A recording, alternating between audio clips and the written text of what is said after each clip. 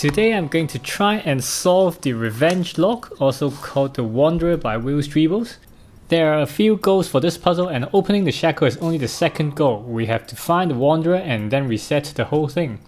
The lock is actually wrapped in tissue paper as apparently the cardboard box is rough enough to scratch the surface. And my friend tells me that the surface scratches very easily, so I'll try to be more careful. It looks beautiful in this shiny aluminium and I don't want to scratch it. At least for now. Let's start the clock and I'll continue to talk a little bit more about this puzzle.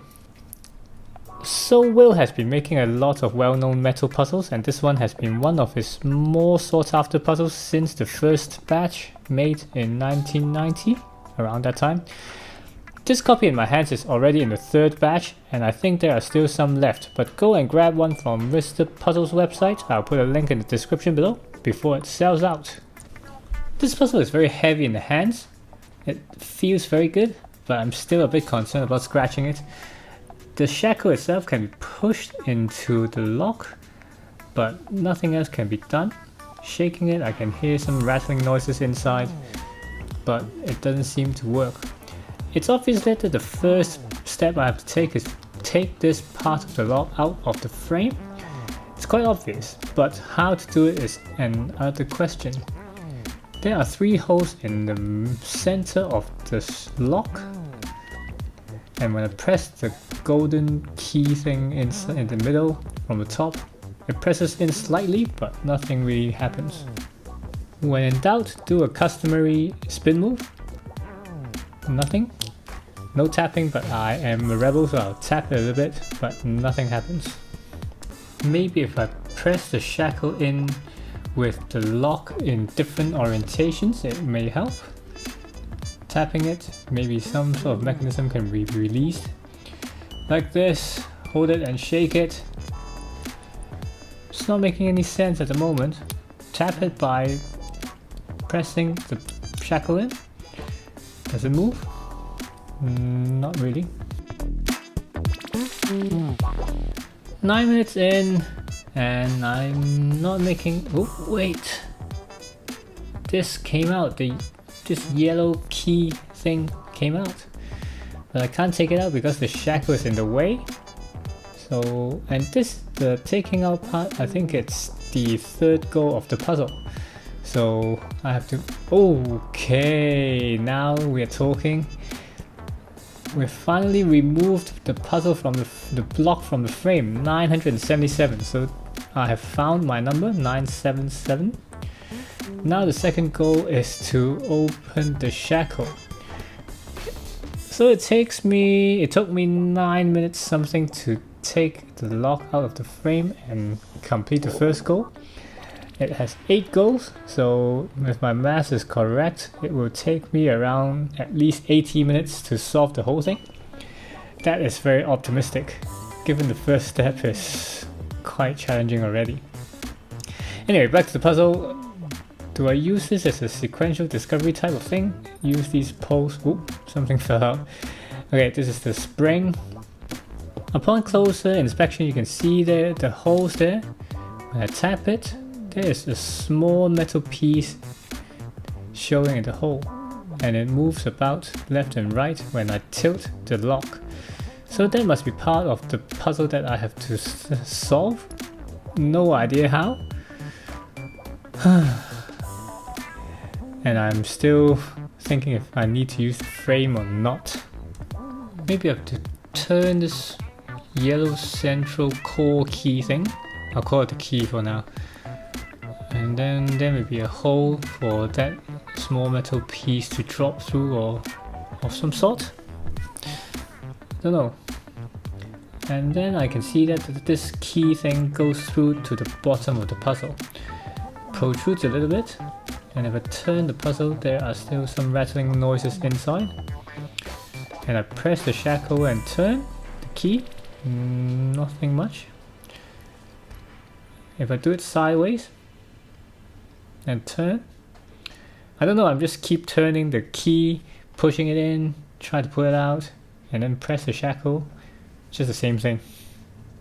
More turning, and oh wait, Seems like I am solving this puzzle with luck instead of technique, but it's better than nothing, I suppose. So the center yellow key came out from the bottom a little bit, and it seems I can unscrew it or something. It turns. The metal pole inside is stopping it from spinning.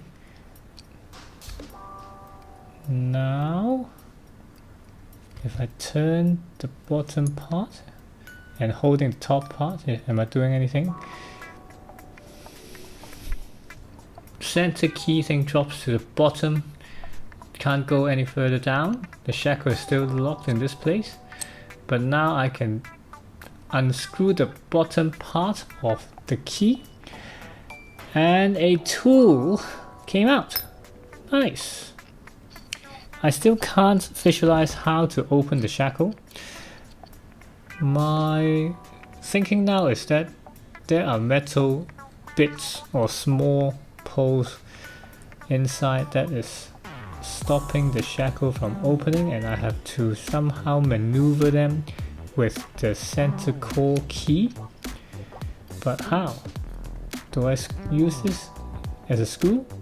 Maybe.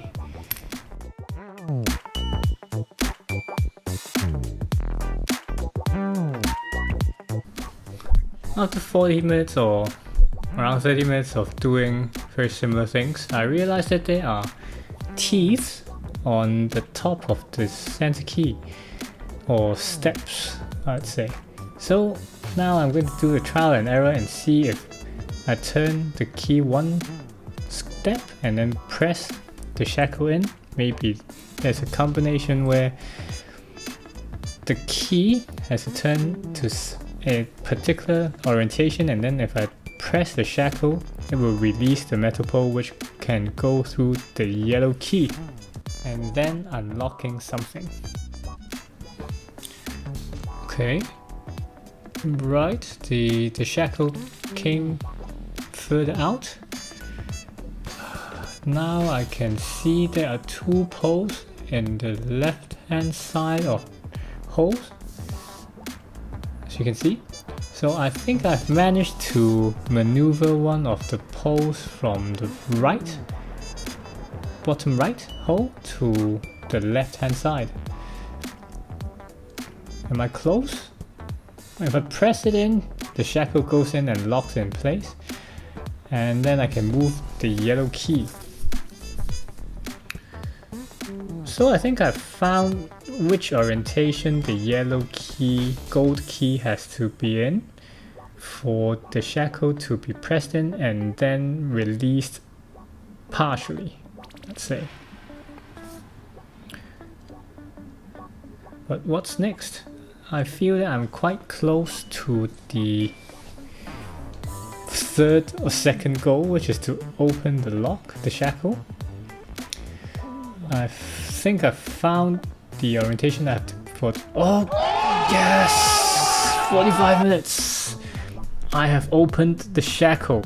Goal number 2. Another spring? Will it take me another 30 minutes for the next goal? I don't know. Hopefully not, otherwise this video will be very long. Okay, so the shackle, let's investigate a little bit and see anything special with this shackle. No, there are a few small holes in the channel as expected or as visualized. Now I have to remove this brass key. It should not be that difficult, right? Given I think I've visualized how. Oh, yep. Came out a lot. Still a little bit more to come. I think one pole is still trying to stop it from coming out, so I have to. Yes. Oh, something flew out, and I think this is the Wanderer that it mentions. I hope. Okay, so I have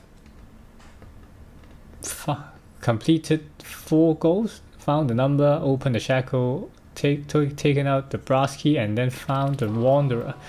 I think this is referred to the Wanderer because it moves around within the lock itself. So 4 goes done and 3 more to go. Oh, okay, replacing the Wanderer, it should be relatively simple. There's only one hole here at the bottom, or almost the bottom of this brass key, so I have to put it here. From my experience from solving the Dan lock, putting the lock back together can be very challenging. It's more challenging than opening the shackle. Not sure if this is the same case for the Revenge lock or the Wanderer. And I use this frame all the time to show you for a lighter background so you can see what's inside the holes. If I tilt the lock, the metal pole goes to the left. If I tilt it back, it goes to the center of the center channel where the brass key resides. Now how should I place this to replace everything and reset everything? Let me just give it a think. Okay, I'm going to put it this way. Let's see, okay, 49 minutes, let's see how long it takes me to reset the whole thing. Challenge accepted.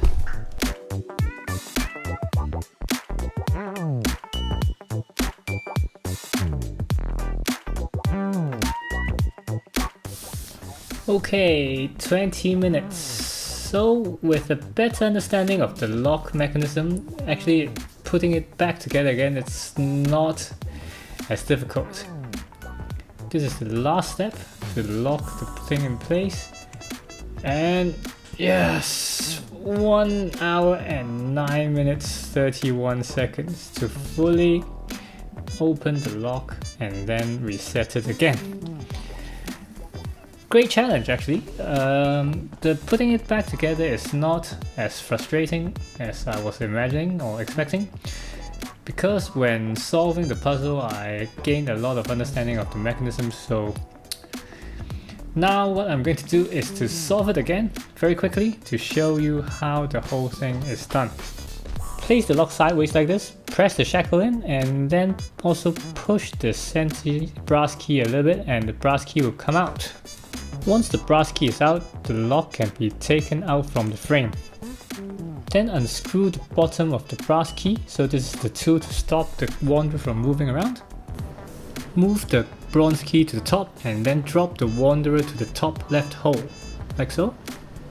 Then move the bronze key down and the thick pole will drop from the right bottom to the left bottom hole. Then we adjust the key so that the thinner pole in the inside the lock can be dropped down from the left to the right and the shackle is opened. Then we just have to flip the lock again and move the brass key so to let the thin metal pole to drop back to the left and the metal brass key can be taken out. Sometimes the Wanderer will be inside the lock and it can be dropped out like so, and that's the Wanderer. Putting it back together again is just to do everything in reverse, and I would just do a hyperlapse. And this is how to solve the Revenge lock, aka the Wanderer puzzle. This one looks really good and it is very challenging.